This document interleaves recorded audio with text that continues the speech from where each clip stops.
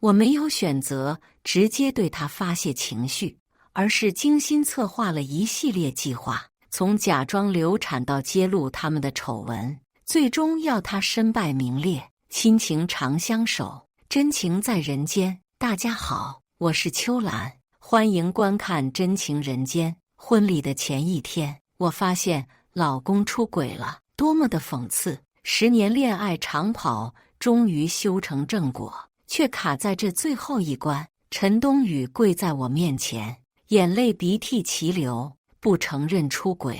兰兰，兰兰，你要相信我，我是酒精上头，一时冲动。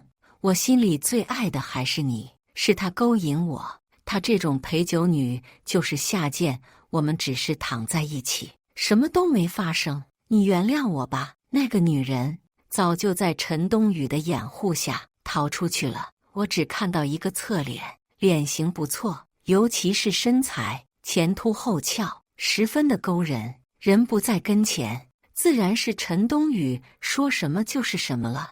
我不想跟他多加掰扯，心里下定决心要取消婚礼。我起身准备回家，走到门口的时候却晕倒了。等我醒来的时候，已经在医院了。陈冬雨还有双方父母站在床边。兰兰，你怀孕了，我们有宝宝了，我太高兴了。陈冬雨握着我的手，深情地注视着我，还带着紧张和恳求。他之前解释的话，我一个字都不相信，之前发生的一切还历历在目。要不是我突然兴起去婚房一趟，至今还被他蒙在鼓里呢。可是我爸妈却相信他的话，一直夸他是个好丈夫、好女婿。我几次想要说取消婚礼，都被陈冬雨打岔过去了，尤其是在医生宣布因为体质问题，我此生可能就只有这么一个孩子了。看着紧张的陈冬雨，还有喜笑颜开的父母，我最终还是咬牙将离婚2个字憋屈地咽了回去。第2天婚礼，婆婆将我怀孕的消息一说，众亲戚纷纷道贺，双喜临门。在老家那边都这么办，先领证，后办婚礼。届时女方怀孕是天大的吉兆，预示着子嗣满门，家传万代。有了昨天的事情，再大的喜讯都蒙上了一层雾气。我的精神气有点不高，我推说是怀孕了，精神不济。这之后，陈冬雨殷勤地照顾我，1日3餐，水果甜点，他都要一一过问。他说了，他最爱的是我。当我晕倒的时候，他觉得整个世界都崩塌了。他希望我能原谅他，能够白头到老。为了肚子里的孩子，为了这么多年的感情，我准备给他一个机会。我面上不显，冷眼看着他在我面前做低服小。就算要和好，也得孩子生下来之后。我开始患得患失，时不时地查一查他的手机，翻看他的聊天记录，翻一翻他的衣服。在他加班的时候搞突然袭击，多次下来，一点蛛丝马迹都没有。陈冬雨不情愿我这么做，却并没有说出来，一如既往地对我殷勤备至，俨然一副好男人的样子。他加班的时候会主动跟我视频，或者发现场视频给我。他每周都会给我带小礼物，有时候是一束鲜花，有时候是一条丝巾，一切似乎朝着白头偕老的方向发展。可我还是发现了蛛丝马迹。他下班前跟我招呼，说今天还要跟马哥喝酒，让我多体谅一下，还发了他们哥几个一起喝酒的视频。看视频的时候，我却突然发现马哥穿的衣服跟前2天的一样。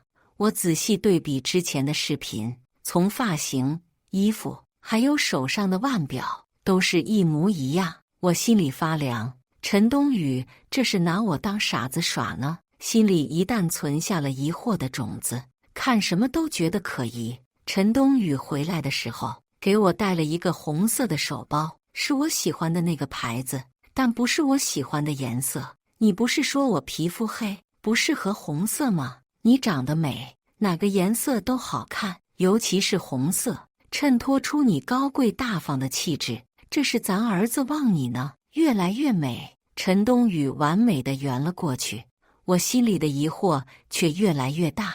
我找了发小方伟，他联系了侦探社，跟踪陈冬雨。果然，狗改不了吃屎。陈冬雨一直在外面养着个女人，李冉，陈冬雨的助理之一。方伟一把将我搂在怀里，痛心疾首地说道：“早就跟你说这个男人不靠谱，现在摆脱了也好。你把孩子打了，剩下的事情交给我来处理。”不，我摇头，我一定要亲眼看看。方伟拗不过我，只好带着尾随那对狗男女。我看着他们亲昵地搂抱在一起，李冉的笑容深深地刺痛了我，眼泪不知不觉地落了下来。我跟随他们来到医院妇产科，方伟找了人，打听到他们是来做产检的。李冉居然也怀孕了，只比我晚了1个月，心脏如刀绞一般。原来陈冬雨所谓的深情都是放屁。更让我难以接受的是，等我回家的时候，小三已经登堂入室，婆婆居然带着李冉来到我家。李冉是咱们老家一个亲戚，现在她也怀孕了，丈夫不在家，一个人产检怪可怜的。好在她产检的医院离咱家比较近，我就做主让她住几天，正好你们也有个伴。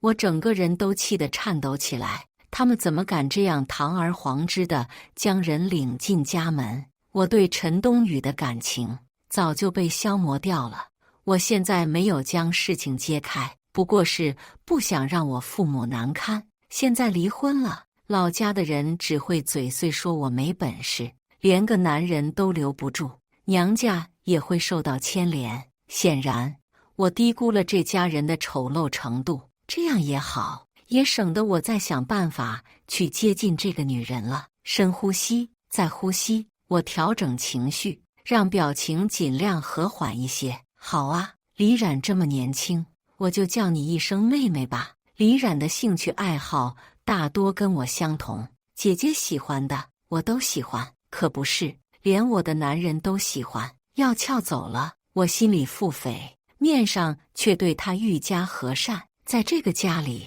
我俩等同地位，有我的，也就有他的一份。陈冬雨调侃我们是姐妹情深，我做主将产检医院换了，是方伟名下的一家私立医院，服务技术一流，当然价格也是一流。陈冬雨略有微词，嫌弃费用高，价格跟服务不匹配，还说什么别的女人都能在公立医院产检，怎么你就必须在私立医院呢？这个男人薄情的嘴脸真难看。交往这么多年，他的工资卡一直在婆婆那里，他多次哭诉婆婆一个人将他养大，没有养老金，没有安全感，他就把工资卡放在婆婆那里了。结婚后，他也没有将工资卡拿回来。我试探过婆婆，陈冬雨的银行卡80%在她自己手里。如今，我要让她的小金库多多往外掏钱。老公，我选这里是为了妹妹，她怀相不好，容易累，反应也重。你看，她都瘦了。李冉苍白着一张笑脸，连连摆手。能够借住在姐姐家，我已经很知足了，不用为了我这么破费。冬雨哥哥，你劝劝姐姐。冬雨哥哥，我心里冷笑，不应该是姐姐、姐夫或者哥嫂吗？这个女人从称呼上就开始故弄玄虚。冉冉，你确实该补补，这个就听你兰兰姐的吧。陈冬雨只是看了李冉一眼，就爽快地刷卡了。果然，家花不如野花香啊！想必他曾经为李冉刷了不少吧。李冉的衣服、包包一看就不便宜，这样一想，我就觉得这些年太便宜陈冬雨了，我必须让他多多出血。于是从医院出来，我们直奔商场。婴儿车、婴儿床、奶粉、孕妇装，哪个贵我就选哪个。水果选进口的，鱼类只选鳕鱼、金枪鱼。干果更是成箱的买。老婆，差不多了吧？从第一次刷卡，陈冬雨脸上就有点不高兴。我这一路买来，他脸色愈来愈难看，终于忍不住了。这里还有妹妹一份呢，2个孕妇，这点东西哪够？陈冬雨一听有李冉的，笑眯眯地拉着我的手，还是老婆想得最周到了。渣男，狗男人！我在心里暗骂一句。兰兰姐，这里的衣服真漂亮，咱们去查一下男孩女孩，再来买点婴儿服装吧。李冉的提议得到了陈冬雨母子的一致赞成，这也在我计划之内，我顺势答应了。结果很快出来，我怀的是双胞胎男孩，李冉是单胎男孩。兰兰，你是我们家的大功臣啊！陈冬雨兴奋地抱着我，婆婆不停地擦着眼角，列祖列宗保佑。李冉情绪有些低落，不过很快就高兴起来了。我们还在外面吃了顿饭，庆祝了一下。晚上，我听到一阵小声的抽泣声，还有男人的安慰声。我慢慢地挪动身体，将耳朵贴在墙上。冬雨哥哥，我好难受。我们还要等到什么时候？是李冉的声音。兰兰怀的是2个男孩，这个我妈要求一定留下来，咱们的计划就得延后了。等她生下孩子之后，月子期身体比较虚弱，发生点意外，再正常不过了。那这2个孩子当然都是你的孩子了。你是当妈，怎样对他们都是对的。兰兰家就她一个孩子，等那2个老不死的一走，所有的财产就都是咱们的了。可恶，无耻！这家人竟然还要谋夺我的性命，抢夺我父母的财产。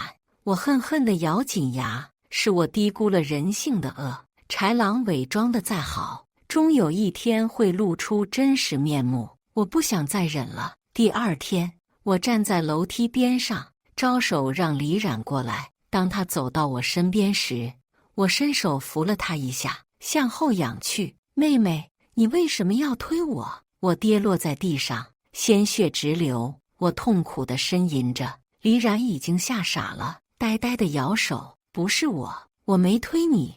婆婆尖叫着冲到我身边来。我的大孙子啊，这可怎么办？就在这时，方伟冲了上来，一把将我抱在怀里。你们这些恶毒的人，竟然对一个孕妇下毒手！我现在就报警，让警察把你们抓走。我婆婆吓坏了，她一把将李冉抓到身前。是他，都是他干的，跟我无关。警察要抓也是抓他，我没有推他，警察不能抓我。李冉慌乱地说道。我们先去医院，你们就等着警察吧，你们一个也跑不了。撂下这句狠话，方伟抱着我匆忙地向外跑去。他小心翼翼地将我放在副驾驶上，系上安全带，一踩油门向前冲去。其实我摔下来并没有受伤，我家的楼梯也不高，再加上地上铺了软垫，我也没遭罪。至于满地鲜血，则是提前准备好的袋装鸡血，我藏在衣服下面，摔下去的时候弄破袋子，鸡血流得到处都是，还蛮像流产现场。方伟带我去医院，主要是做流产手术。肚里这个孩子我可不会留着。所谓的2个男孩，当然也不是真的，一下子将人摁死了，多没意思。慢刀子割肉才痛，我要让陈冬雨一点点享受痛不欲生的感觉。陈冬雨赶到医院时，流产手术都已经做完了。我虚弱地躺在病床上，这么久才来，显然已经将家里安置好了，安抚好了李冉。作为一个渣男的妻子，真的很悲哀。男人的身心不在你这，钱财不归你管，却要求你做一个贤妻良母。兰兰，李冉不是故意的，你就别让警察抓他了。你俩姐妹情深，这事就翻篇吧。一会你给警局打个电话，将案子撤了。明年是求人，却是一副命令的语气。这些年，我对陈冬雨实在是太好了，好的他都忘记了我也是个有脾气、有血肉的女人。你老婆流产了，你不关心她，反而关心那个害她的女人，你还是不是男人？”方伟一把抓住他的脖领，拳头就挥了下去。陈冬雨不是方伟的对手，很快就疲于招架，身上结结实实地挨了几下，他痛得嘶哑咧嘴，尖叫不已。我这才叫方伟停手了。李冉赔偿2个孩子20万，这事就过去了。这是我看在你的面子上，换做其他人，我一定要让他坐牢，为我们的孩子偿命。陈冬雨得到了他想要的，很快就找借口离开了医院。你也不差那点钱，怎么这么轻易就饶了那个女人？方伟问道。自然是为了狗咬狗，那20万自然是陈冬雨转账。之前陈冬雨和李冉情深意重，蜜里调油，如今李冉害得陈冬雨痛失2个儿子，还有20万。我很好奇他俩的感情还能坚持多久？我还在家里给他们留了一个惊喜。我打开平板，家里的各个角落清晰地落于眼前。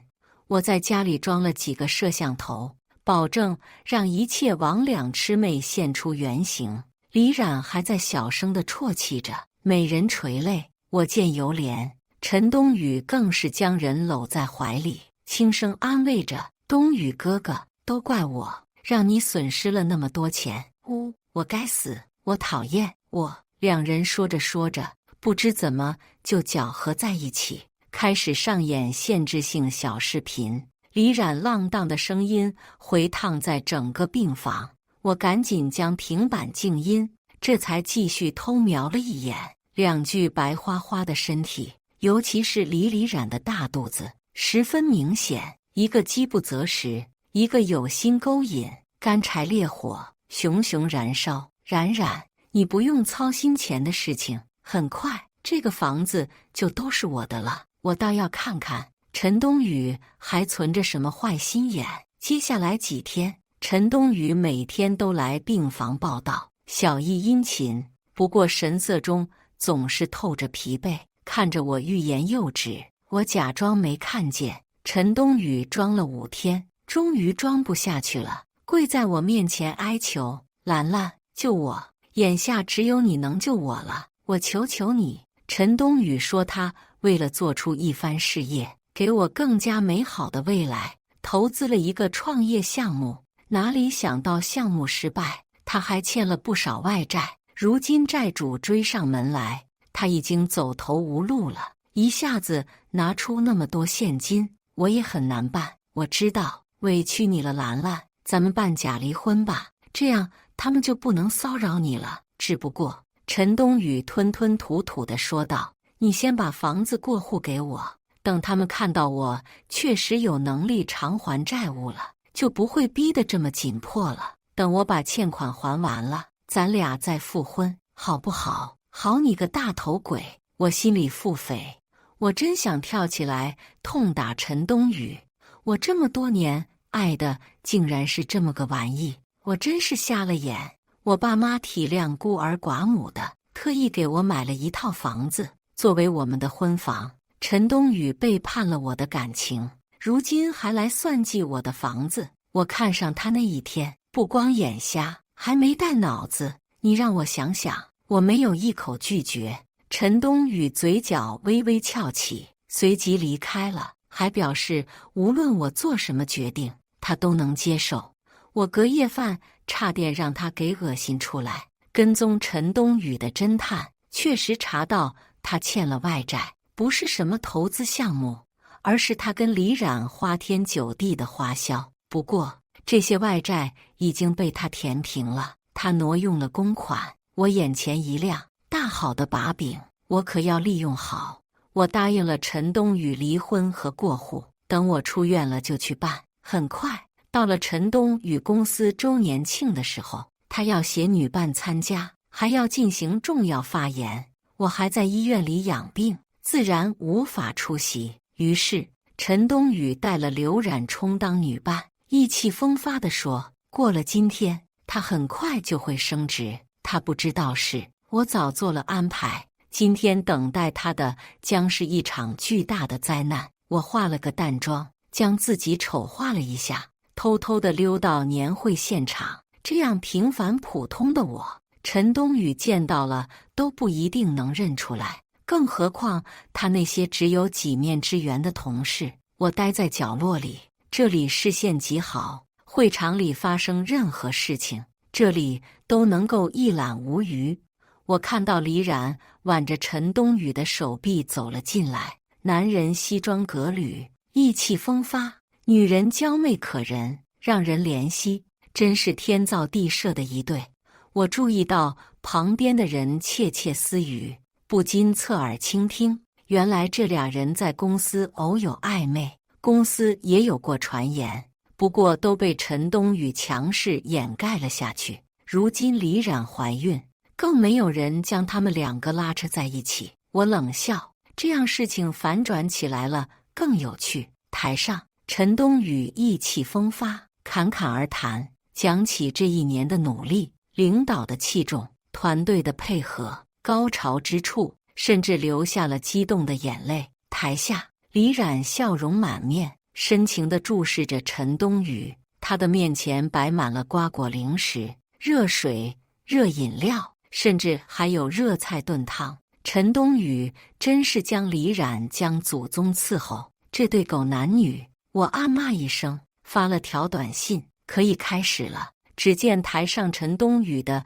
PPT 立即被一段视频覆盖了，视频效果很清晰，一男一女吻在一起，难舍难分。陈冬雨和李冉就这样暴露在众人面前，紧接着就是限制级别场面。陈冬雨气愤地大喊：“快把视频关掉！音响组干什么吃的？这点小事都弄不好，再不关掉，一个个就等着领盒饭吧！”他扭曲的脸庞，愤怒的神情，无一不取悦着我。视频关不掉，电脑也关不掉。这个视频我特意找的黑客，就凭他们公司那点技术，根本搞不定。现场混乱成一团，吃瓜的、找人的，还夹杂着李冉的尖叫声，跟菜市场似的。最后还是陈冬雨用力举起椅子，将笔记本电脑砸了，这才结束了这场闹剧。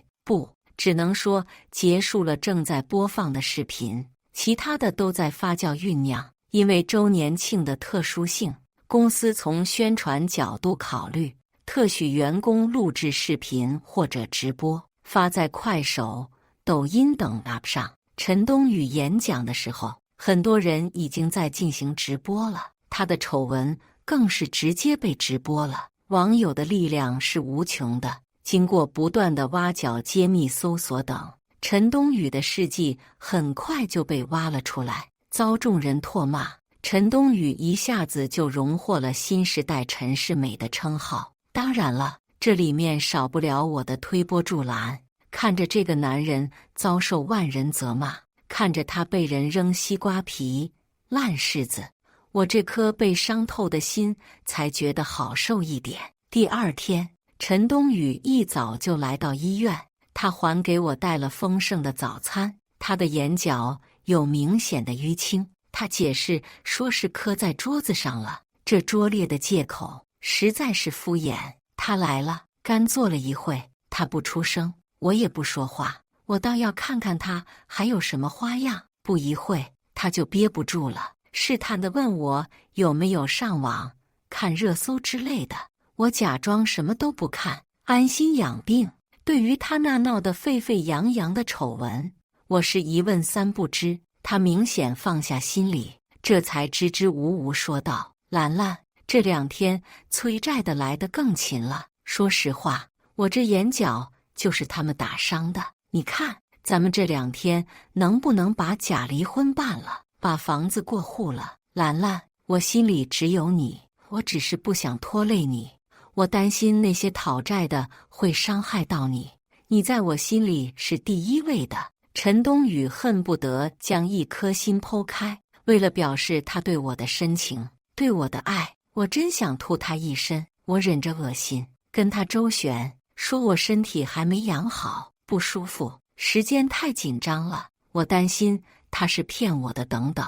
陈冬雨绞尽脑汁地开始了表演，各种土式情话层出不穷。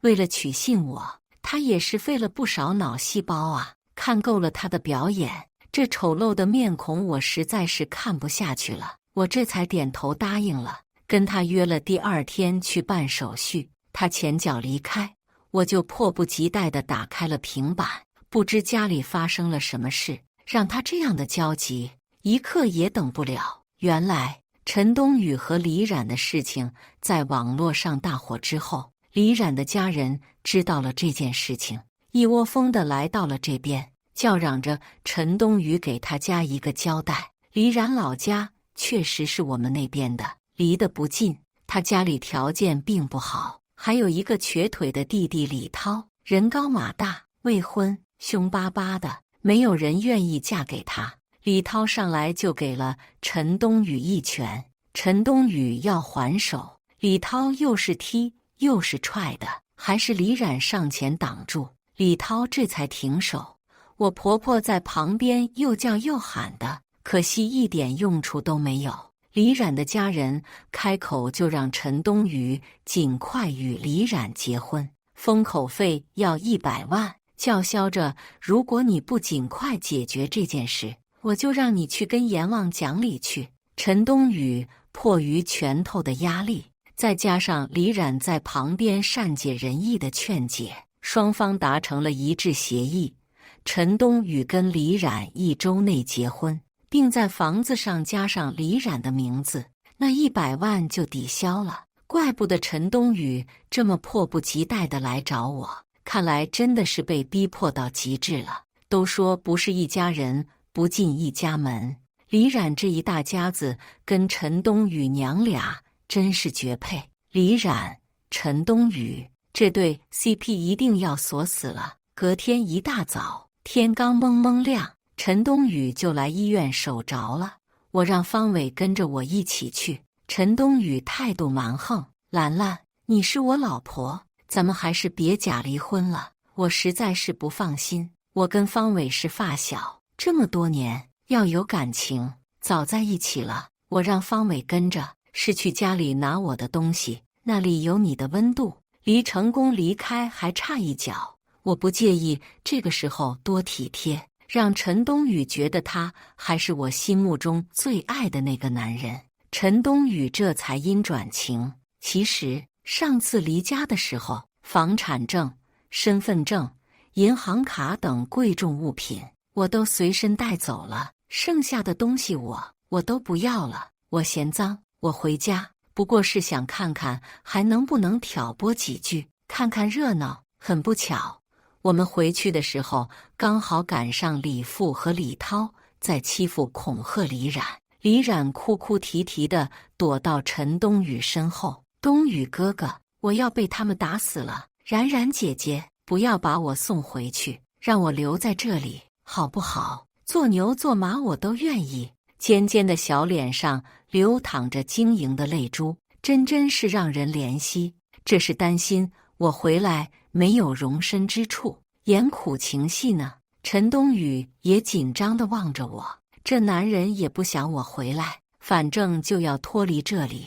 我好心让他们安心，我要回我妈那休养一段。民政局人少，很快就轮到我跟陈冬雨了。10分钟的时间，结婚证就换成离婚证了。看着手里的小本本，我长吁一口气，终于解脱了。我要展开最后的反击了。兰兰，我们去办理房子过户吧。本来陈冬雨要先过户房子，再办理离婚手续的，是我坚持民政局比住建部上班时间早，先办了离婚，再去办过户，一上午就能搞定所有的事情。如今离婚手续已经办完，陈冬雨当然要着急那套房子了。就在这时，我手机急促地响起来了，是我妈住院了。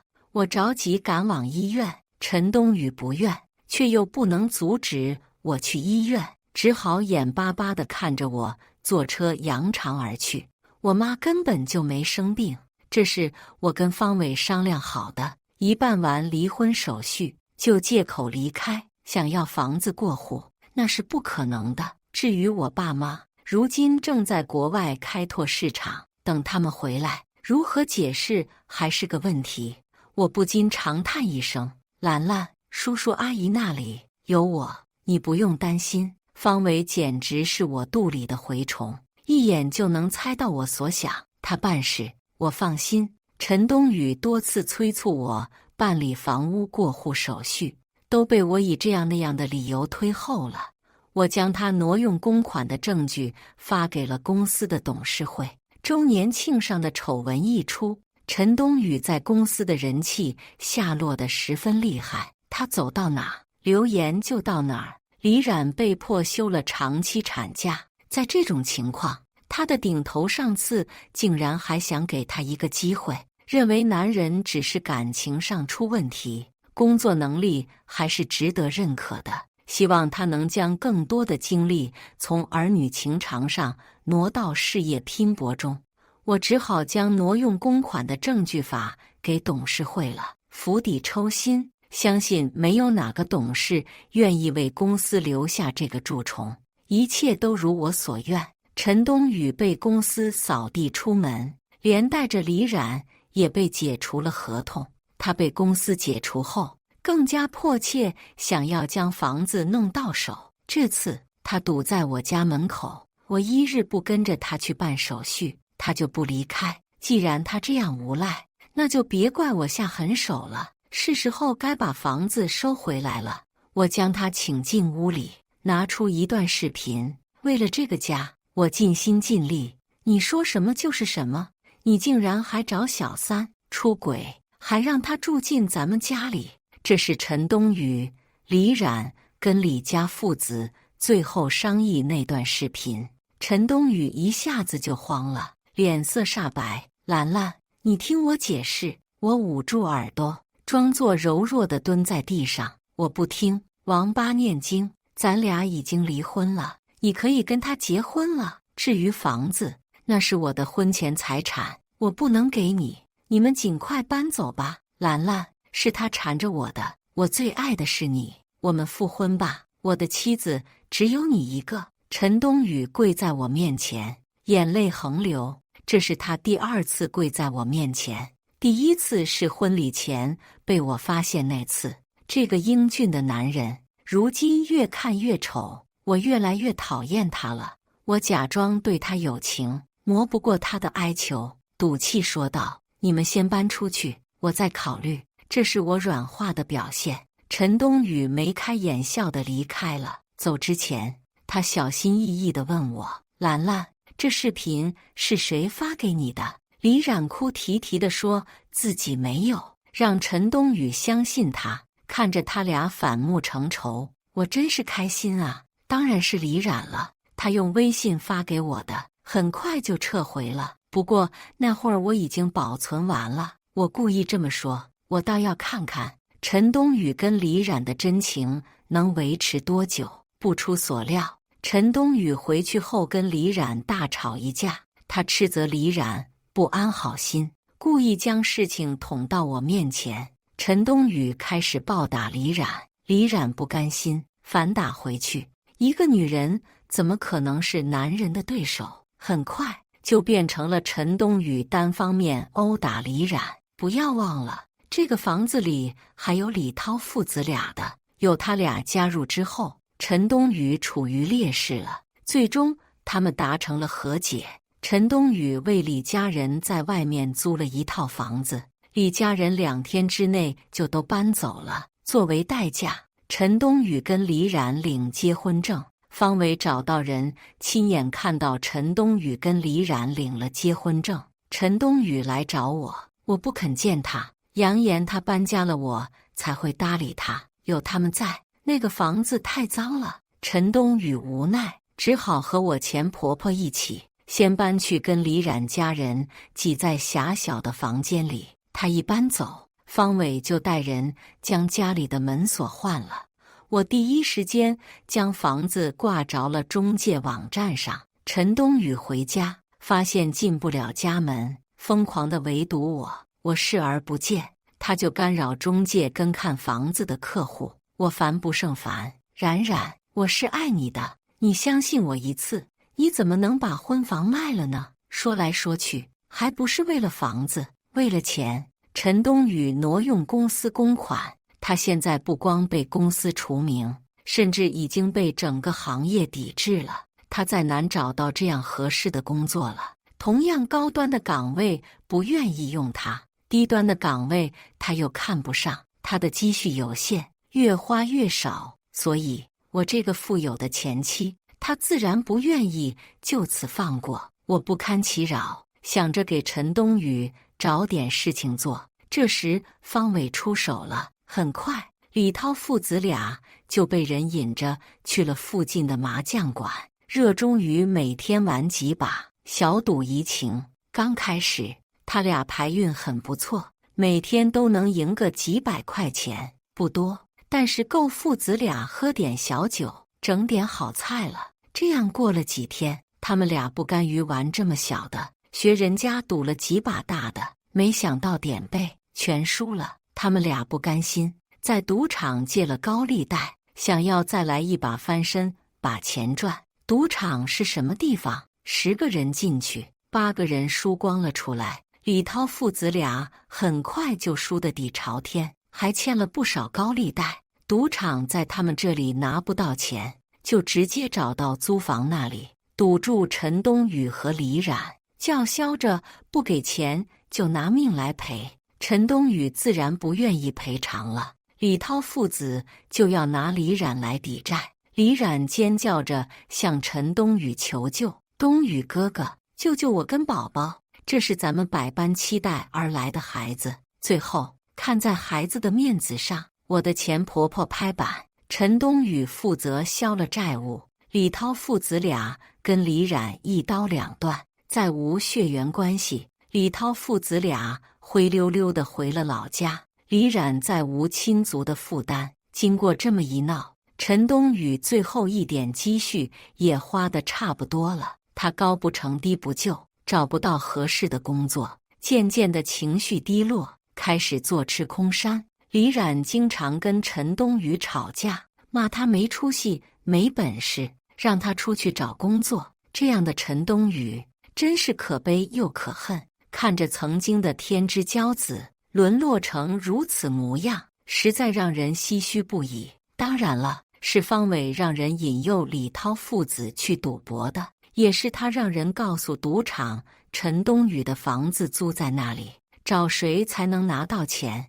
我感谢方伟为我做的一切事情，担心他因此担上了责任。他安慰我，我只是找人稍加引导，他们就上钩了。那人拿了钱办事，已经离开这里了，不会有人发现这事的。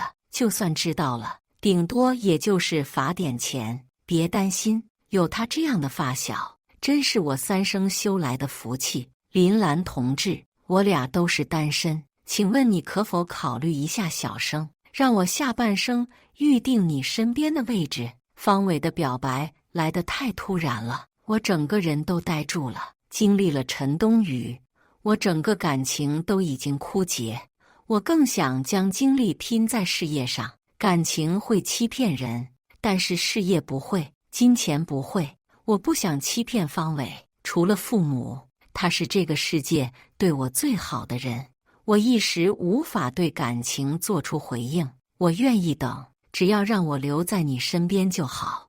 我爸妈那里我还没跟家里说离婚的事情，现在还有可能换个对象，我怕我被我爸的大扫帚赶出门去。叔叔阿姨那里交给我，一切都交给我，好吧？既然有人排除千难万险，非要来到我身边，那我就给他一个机会吧。不经历风雨，怎能见彩虹？经历过了渣男，我才会更加珍惜身边每一个人，每一段感情。顺便说一句，10月怀胎，1朝分娩，李冉生了个女孩。我的前婆婆哭天喊地，我的大孙子呢？你把我的孙子还给我！他不顾李冉刚刚分娩，在医院里大吵大闹，直接被撵出去了。连累的李冉也受了很多白眼，月子也没做好。陈冬雨不喜欢女孩，也没耐心照顾李冉，孩子哭了他就打李冉，